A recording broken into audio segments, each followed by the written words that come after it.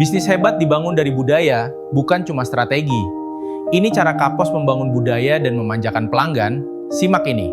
Pernah dengar nggak cerita-cerita soal customer service yang saking kerennya sampai kedengaran kayak mitos? Nah, hari ini kita bakal bongkar rahasia di balik salah satu perusahaan paling legendaris soal ini, Zappos. Kita akan lihat bareng-bareng gimana mereka mengubah layanan pelanggan dari yang tadinya cuma sekedar departemen jadi detak jantung dari keseluruhan perusahaannya. Oke, jadi gimana sih caranya? Kita di sini nggak ngomongin layanan yang oke lah atau cukup bagus ya. Yang kita bahas ini layanan yang bikin orang sampai heboh cerita kemana-mana. Contohnya kayak telepon customer service Zappos yang mecahin rekor 8,5 jam.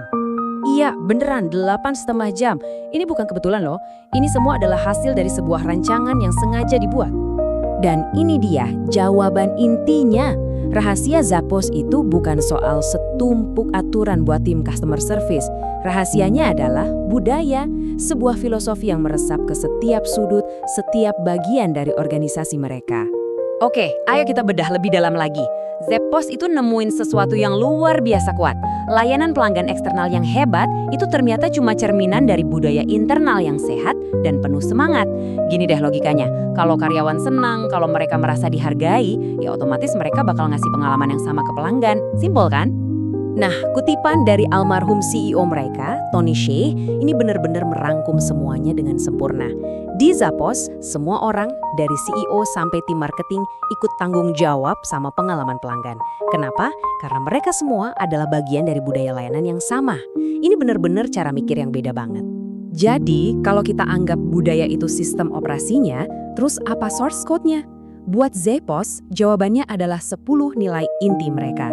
Dan ini bukan cuma poster pemanis di dinding ya, ini beneran DNA perusahaan, kode fundamental yang jadi panduan perilaku tanpa perlu aturan-aturan yang kaku dan ngekang. Coba deh bayangin, bedanya punya ribuan aturan kaku atau cuma beberapa nilai inti yang kuat. Mana yang bakal ngasilin solusi yang lebih inovatif? Dengan nilai yang jelas, karyawan jadi punya kebebasan buat pikir sendiri, buat jadi kreatif dalam mencapai masalah. Hasilnya, solusi yang benar-benar personal dan seringkali di luar dugaan. Yuk, kita intip beberapa nilainya. Yang pertama dan paling terkenal, berikan wow melalui layanan. Wow di sini bukan cuma soal servis yang bagus, bukan. Wow itu soal menciptakan kejutan emosional, soal melakukan sesuatu yang lebih dari ekspektasi.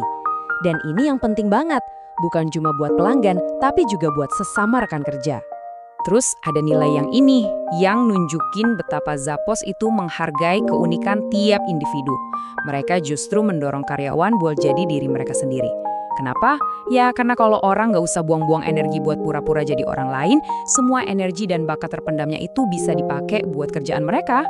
Nah, dari semua nilai inti, jujur ini yang paling bikin saya kagum. Bagi Zappos, rendah hati itu bukan berarti minder atau rendah. Justru kebalikannya. Ini soal bikin target yang gede banget, yang ambisius banget. Sampai-sampai kamu nggak punya pilihan lain selain minta tolong. Ini cara yang jenius banget buat mematikan ego dan mastiin kolaborasi jadi satu-satunya jalan menuju sukses.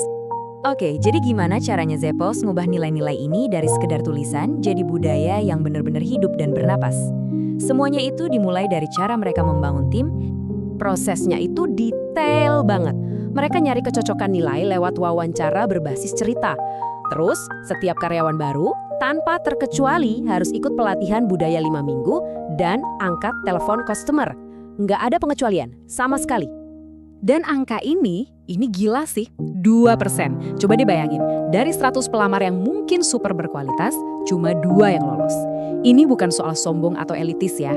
Ini bukti kalau mereka rela lakuin apa aja buat ngelindungin aset mereka yang paling berharga, budayanya. Mereka lebih milih nunggu orang yang tepat daripada ambil resiko ngerusak itu semua. Jadi ini nih poin kuncinya, pengalaman bersama. Pas seorang CEO udah pernah ngerasain sendiri gimana susahnya di garis depan, itu langsung boom, ngeruntuhin hierarki. Ini juga menumbuhkan kerendahan hati dan memastikan para pemimpin gak pernah lupa sama realita di lapangan. Inilah mesin yang bikin budaya mereka terus hidup. Sekarang, ayo kita sambungin benang merahnya. Gimana semua investasi di budaya internal ini bisa ngasilin pelanggan yang super fanatik? Jawabannya ada di cara mereka memberdayakan tim mereka. Bedanya tuh kayak yang langit dan bumi. Di saat call center tradisional terobsesi sama efisiensi dan ngelihatnya sebagai beban biaya, Zappos ngelihatnya sebagai investasi buat branding. Nggak ada batasan waktu telepon, nggak ada skrip yang kaku. Yang ada cuma interaksi tulus antara manusia yang fokusnya buat ngebangun hubungan.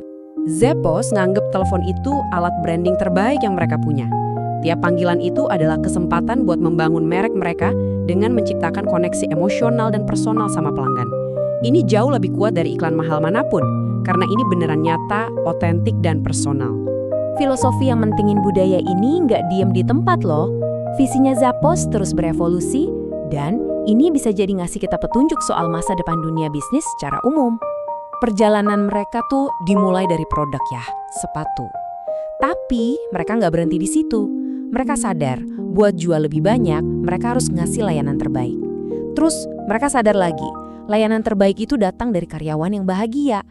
Dan puncaknya, mereka sadar tujuan akhirnya itu lebih tinggi lagi, ngebangun komunitas. Setiap visi dibangun di atas visi sebelumnya. Sebuah evolusi yang keren banget. Kita tutup dengan pemikiran yang kuat ini ya. Banyak banget ide Zappos, kayak mindahin budget marketing ke pengalaman pelanggan, kedengerannya radikal banget pas zamannya. Sama kayak dulu, ngasih waktu istirahat buat pekerja pabrik itu dianggap ide gila. Tapi sekarang, ya standar kan? Jadi pertanyaannya buat kita semua.